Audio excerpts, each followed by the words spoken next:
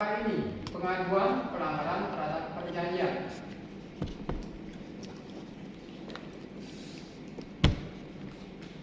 Allah dan umatnya. Ketiga nabi abad ke-8 sebelum Masehi ini merujuk kepada kejadian-kejadian penting dalam sejarah keselamatan Israel. Tuhan membebaskan umatnya dari perbudakan di Mesir. Ya. Kemudian memimpin mereka dengan aman melintasi padang gurun, kemudian memberi mereka pemimpin-pemimpin, membawa mereka memasuki tanah perjanjian, dan mengalahkan musuh-musuh mereka yang kuat. Tuhan senang terhadap umat perjanjiannya dalam Hosea 9 ayat 10, pasal 10 ayat 1, dan menganugerahkan berkat di bidang pertanian kepada mereka.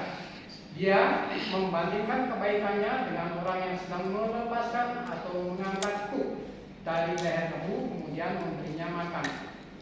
Israel berbuat murtad dan menentukan pola sejarah kedurhakaannya.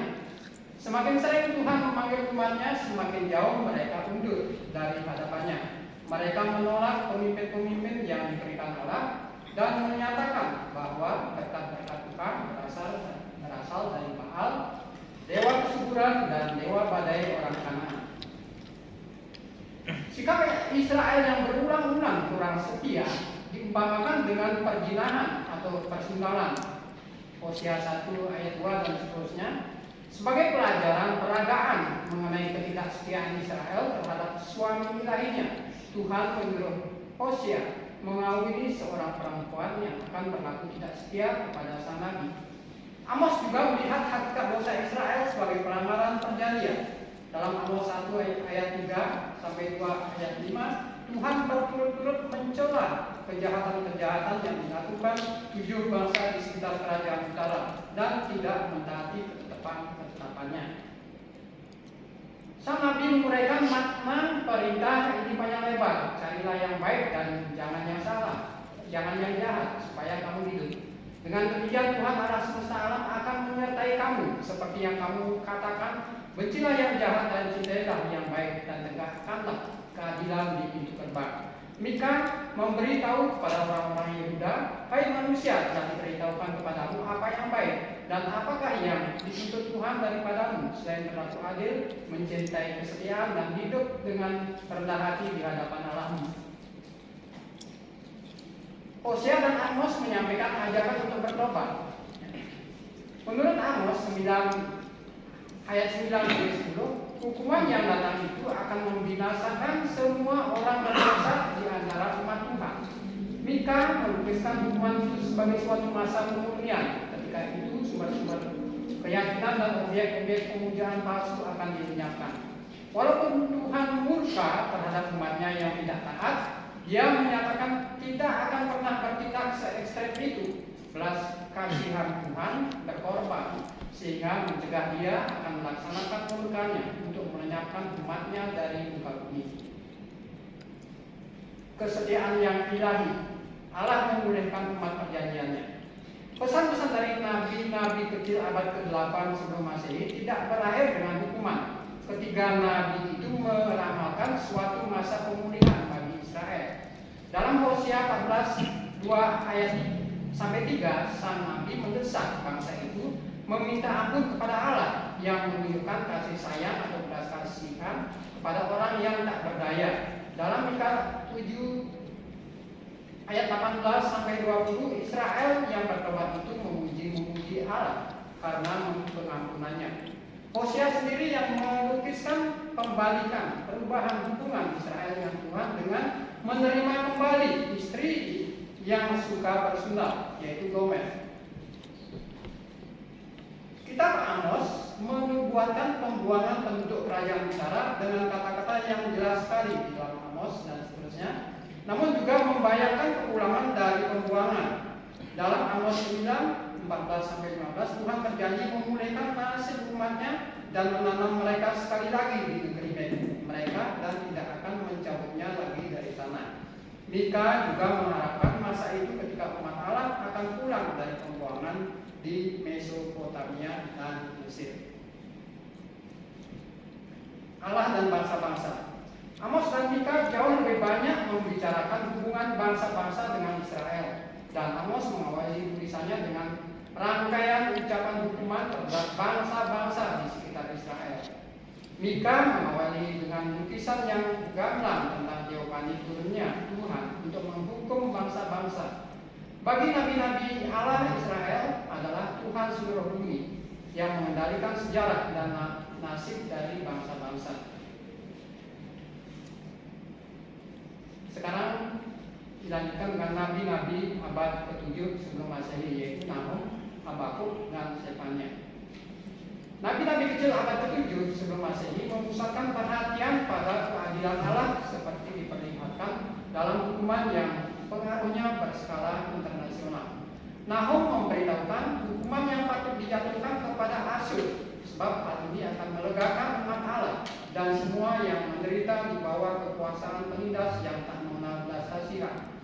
Dialog antara Habakuk dan Tuhan berkisar pada soal keadilan. Yang membuat nabi ini kesal ialah cara Allah menyelesaikan masalah ketidakadilan dalam masyarakat Yehuda dengan memanggil bangsa Babel sebagai alat hukumnya. Sefania meramalkan hukuman kepada Yehuda dan bangsa-bangsa di sekitarnya sebagai bagian dari perubahan besar di seluruh dunia yang serupa dengan Herba pada zaman Nuh. Tetapi melalui hukuman yang memurnikan ini, Allah akan menegakkan kembali keadilan di Yerusalem dan menjadikan bangsa-bangsa hamba-hambanya yang patuh. Hukuman. Nahum tidak banyak berbicara tentang hukuman Allah atas Israel. Dia berbicara tentang hal itu sebagai sesuatu yang telah terjadi. Ini terlihat di dalam Nahum 1 ayat 12. Sebaliknya, Habakuk dan Sefanya membuatkan hukuman atas hukuman Allah yang tidak setia. Dalam dua kitab ini, ketidakadilan dalam masyarakat Yehuda merupakan alasan utama bagi hukuman ini. Sefanya juga mencela praktik-praktik penyembahan berhala di Yehuda, kekayaannya dan sikap puas diri dan sikap sombongnya. Hukuman Allah akan hebat dan keras, namun pantas. Dengan menggunakan bahasa bangsa Babel yang kejam sebagai alatnya, Tuhan akan turun seperti prajurit atas Yehuda. Dalam Sefanya 1:14-16, Sefanya menyamakan pembunuhan besar-besaran yang mengikutinya dengan penyembelihan binatang kurban. Orang yang mengabaikan hukum Allah dan melakukan kekerasan serta berbuat tidak adil terhadap teman sebangsanya akan mengalami kekerasan bangsa Babel yang tidak mengindahkan hukum, perlindungan dan keselamatan.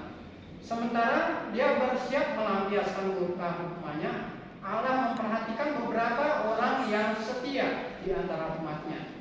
Dia mengingatkan Habakuk yang cemas bahwa orang benar akan hidup oleh percayanya.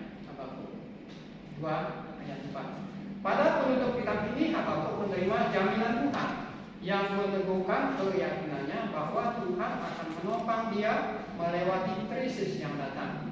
Sefania juga memberikan dorongan kepada hamba-hamba Tuhan yang taat sambil menasihati mereka untuk tetap dalam kebenaran dan iman. Menurut tiga nabi itu, pembebasan dan pemulihan Israel akan terjadi dalam hubungan dengan hukum Allah terhadap bangsa-bangsa bukan Yahudi. Menurut Nahum, memiliki jangkauan yang paling pendek, pembinasaan Asyur akan membuat umat Allah bebas dari penjajahan dan mengakibatkan perayaan damai sejahtera dan kemakmuran.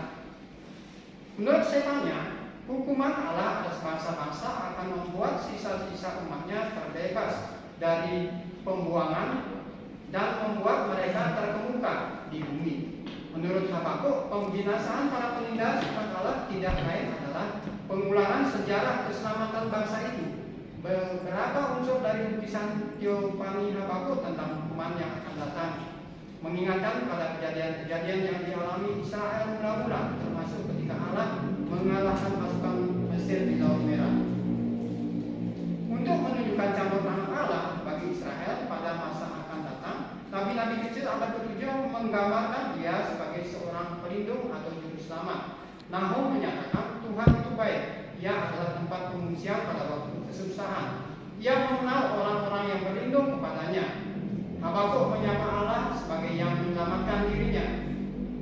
Ketika menyampaikan janji keselamatan kepada yang dipersonifikasikan sebagai Sion, Zefania menyatakan Tuhan Allahmu ada di antaramu sebagai pahlawan yang memberi kemenangan. Allah dan bangsa-bangsa. Nabi-nabi abad ke-7 sebelum Masehi menggambarkan Tuhan sebagai penguasa tertinggi atas bangsa-bangsa. Allah membangkitkan bangsa-bangsa sebagai alat hukuman, menumpas tantangan mereka terhadap pemerintahannya, dan menghancurkan bahkan yang paling kuat di antara mereka. Tak satu pun dapat luput dari hukumannya. Bangsa-bangsa itu dihukum terutama karena mereka congkak. Asyur menyombongkan kekayaan dan kekuatan tentaranya, dan dengan yakin menyatakan hanya ada aku dan tidak ada yang lain. Demikian juga Babel memuja keperkasaan tentaranya dan menganggap dirinya tak terkalahkan. Bahkan bangsa-bangsa kecil seperti Moab dan Amon memperlihatkan sikap congkak. Bangsa-bangsa sombong bahkan berani menindas umat Allah, walaupun Tuhan memakai mereka sebagai alat untuk menghajar umatnya yang suka melawan. Dia tidak setuju dengan sikap yang diperlihatkan oleh bangsa-bangsa ini. Nahum menganggap perlakuan Asyur terhadap Israel sebagai rancangan jahat menentang Tuhan. Nahum 1 ayat 9-11. Habakuk menggambarkan bangsa Babel berhasrat menelan umat Allah. Zefania mengkhususkan Moab dan Amon karena celaan dan hinaan mereka terhadap Yehuda. Menurut Nahum, Tuhan akan memperlakukan Asyur seperti Ia telah memperlakukan bangsa lain. Sama seperti pasukan Asyur telah mengepung, menjarah dan menghancurkan kota-kota, demikianlah Niniwe akan dikepung dan diserbu. Sabda ilahi dari Habakuk mengandung kutuk atas Babel, juga menekankan bahwa hukuman Allah tersebut pantas. Babel akan dijarah sama seperti Ia telah menjarah bangsa-bangsa lain. Kemegahan fisik Babel yang dimungkinkan dengan menindas bangsa-bangsa lain menjadi kesaksian kejahatannya. Hukuman Tuhan atas bangsa-bangsa akan mempunyai dampak universal penting. Kumpulan Tuhan atas ilah-ilah bangsa-bangsa akan jelas bagi semua orang. Menurut Zefania, semua bangsa pada akhirnya akan menyembah Tuhan. Sekarang nabi-nabi abad ke-6 dan ke-5 sebelum Masehi, yaitu Yoel, Obadja, Hagai, Zakaria, dan Malaikat. Nabi-nabi kecil abad ke-6 dan ke-5 berbicara tentang hal-hal dan soal-soal yang muncul dari pengalaman-pengalaman pembuangan dan kepulangan ke negeri asal. Beberapa waktu setelah Yerusalem jatuh, Obadja memperingatkan bahwa Allah akan membalas para penindas Yehuda, khususnya Edom, karena kekejaman dan penganiayaan terhadap umatnya. Obadja juga meramalkan pemulihan kepulangan orang-orang buangan ke negeri mereka. Maleakhi yang tidak pernah menyebutkan pembuangan itu secara spesifik menyebutkan secara umum sejarah berdosa Israel. Maleakhi 3 ayat 7. Zakaria mengingat bahwa penolakan bangsa itu untuk memindahkan para nabi akan mendatangkan hukuman. Lebih khusus karena bangsa itu terus-menerus menolak untuk mentaati perintah-perintah perjanjian Allah tentang keadilan sosial, maka mereka diserahkan di antara bangsa-bangsa. Hubungan Allah dengan umatnya. Melalui nabi-nabi abad ke-6 dan ke-5, Allah menjelaskan hubungannya dengan umatnya. Maleakhi menyatakan ini dengan jelas. Dan ini diawali dengan pernyataan tentang kasih Allah yang khusus kepada Yakub, dan diakhiri dengan peringatan untuk mentaati hukum yang diberikan melalui Musa. Di antara dua bagian itu Tuhan menyatakan celaan kepada komunitas pasca pembuangan karena pelanggaran Allah terhadap hukum-hukum dan prinsip-prinsip perjanjian. Para imam telah mempersembahkan korban-korban tercemar pada Allah di dalam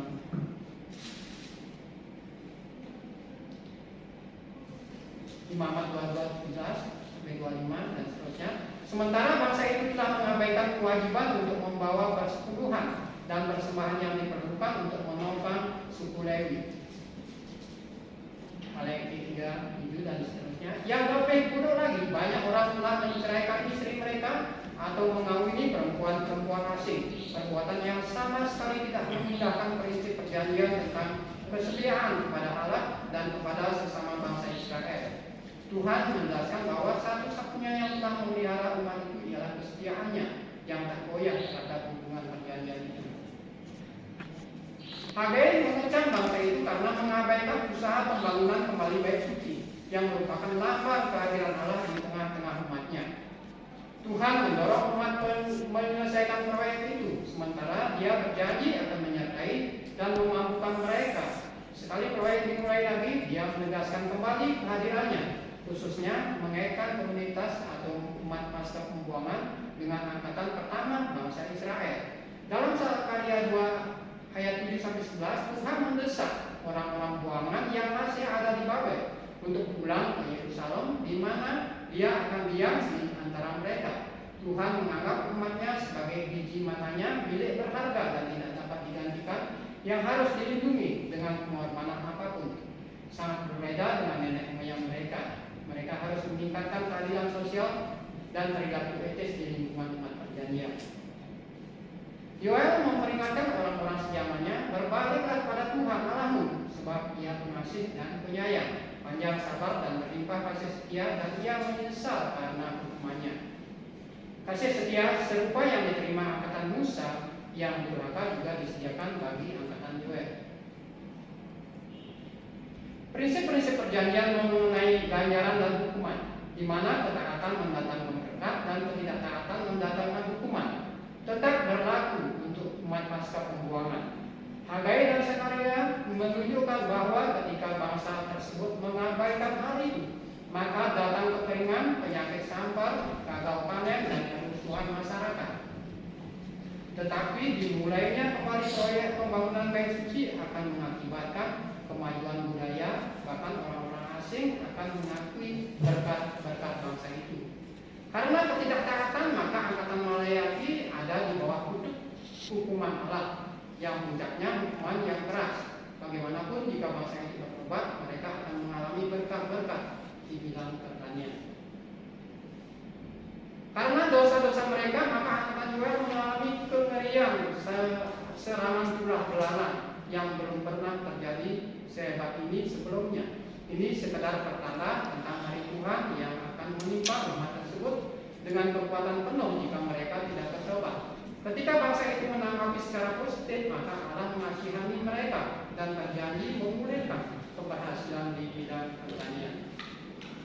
Rencana Allah tentang masa depan umatnya. Bahkan sesudah kejatuhan Yerusalem dan pembuangan bangsa itu, Nabi-Nabi Allah melihat ke depan. Obadya mengakhiri pesan singkatnya yang berisi hukuman atas bangsa-bangsa dengan kata-kata harapan bagi orang-orang buangan. Orang-orang buangan akan kembali mendiami negeri asal mereka dan bangkit mengungguli musuh-musuh mereka. Yerusalem akan dimurnikan dan menjadi pusat pemerintahan Allah di bumi. Hagai mengecam bangsa itu karena mengabaikan usaha pembangunan kembali bait suci yang merupakan lambang kehadiran Allah di tengah-tengah umatnya. Tuhan mendorong umat menyelesaikan proyek itu, sementara Dia berjanji akan menyertai dan memampukan mereka. Sekali proyek dimulai lagi, Dia menegaskan kembali kehadirannya, khususnya mengaitkan komunitas atau umat pasca pembuangan dengan angkatan pertama bangsa Israel. Dalam Sakarya 2 ayat 7-11, Tuhan mendesak orang-orang buangan yang masih ada di Babel untuk pulang ke Yerusalem, di mana Dia akan diam di antara mereka. Tuhan menganggap umatnya sebagai biji matanya, milik berharga dan tak dapat digantikan, yang harus dilindungi dengan pengorbanan apapun. Sangat berbeda dengan nenek moyang mereka.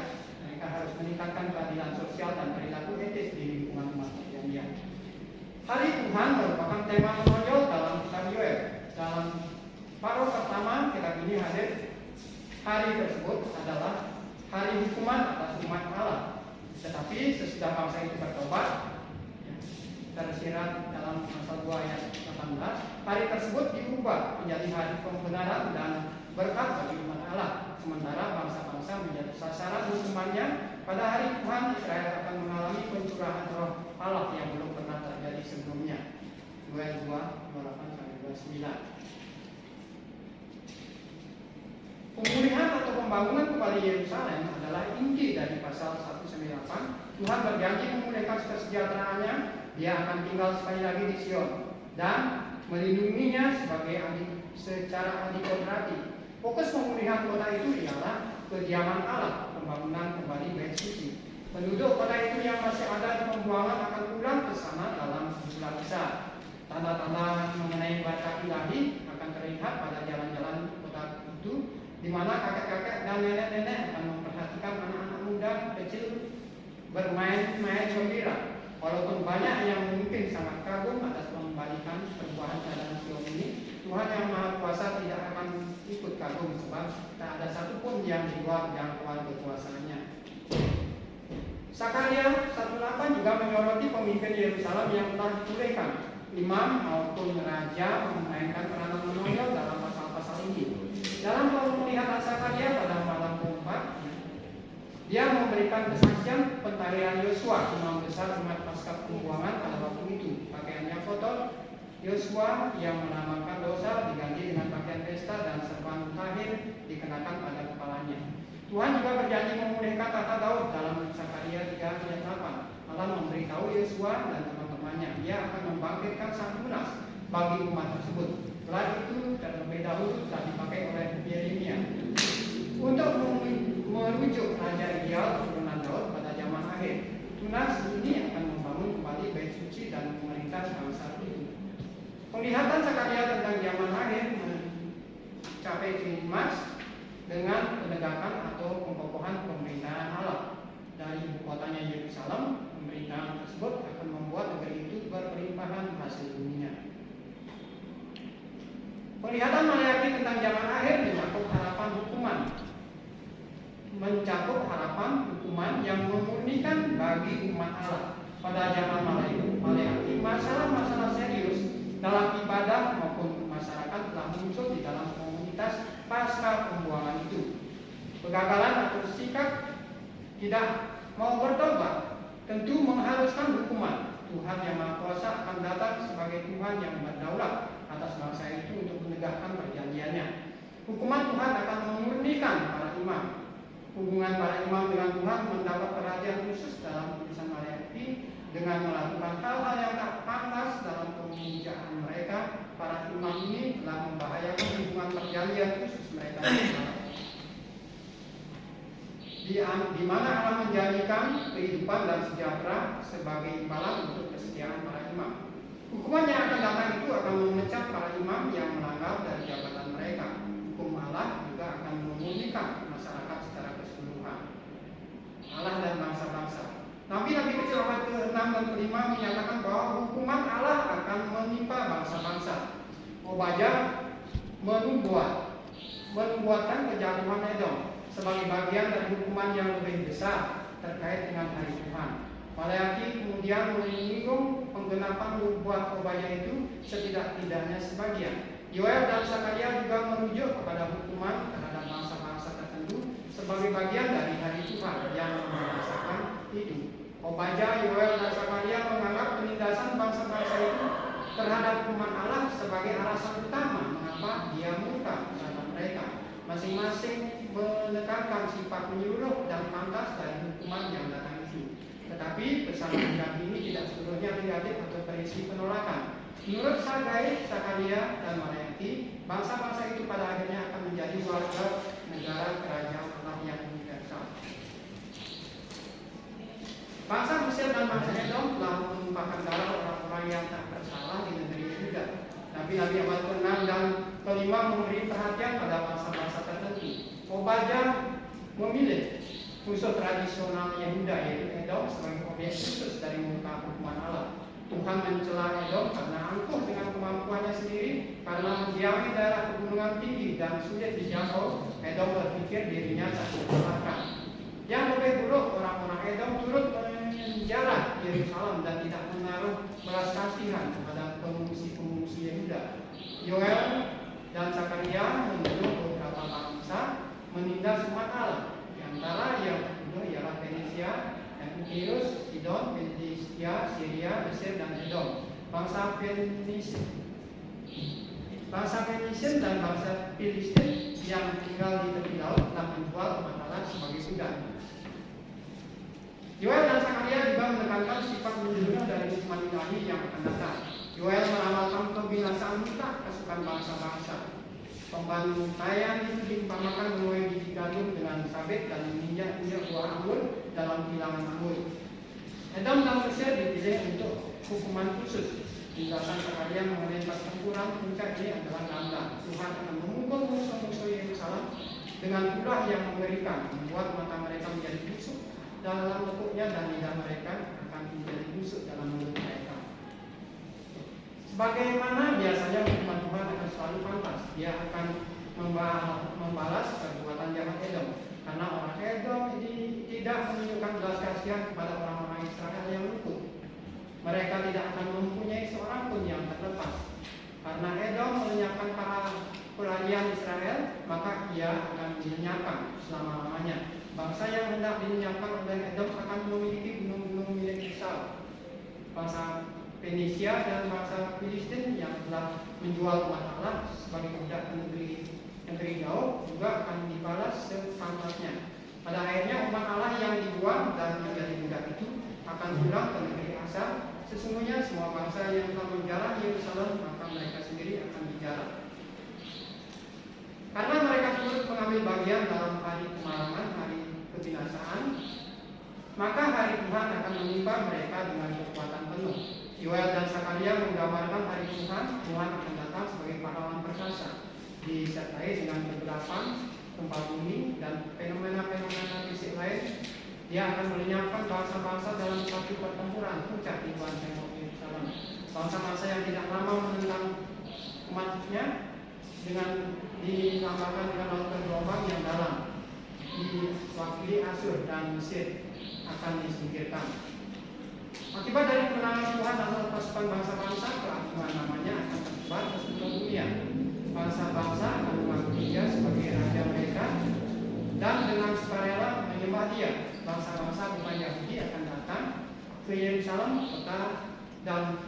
kota dari Raja Agung itu, untuk membawa persembahan dan mencari pertolongan atau kemurahan Tuhan. Secara khusus mereka akan merayakan hari raya Purut Daun. Perayaan ini untuk merayakan panen buah-buahan sebagai kesaksian tentang kuasa Allah atas kesuburan negeri itu. Konsekuensinya bangsa-bangsa manapun yang menolak mengakui kehidupan Allah dalam hal ini akan mengalami kekeringan dan punah-punah. Sekarang yang terakhir dan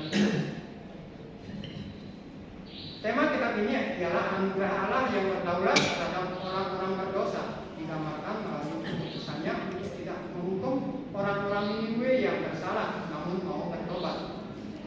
Anugerah Allah yang berdaulat. Di seluruh kitab Yunus, Allah tampil sebagai penguasa yang berdaulat atas alam semesta.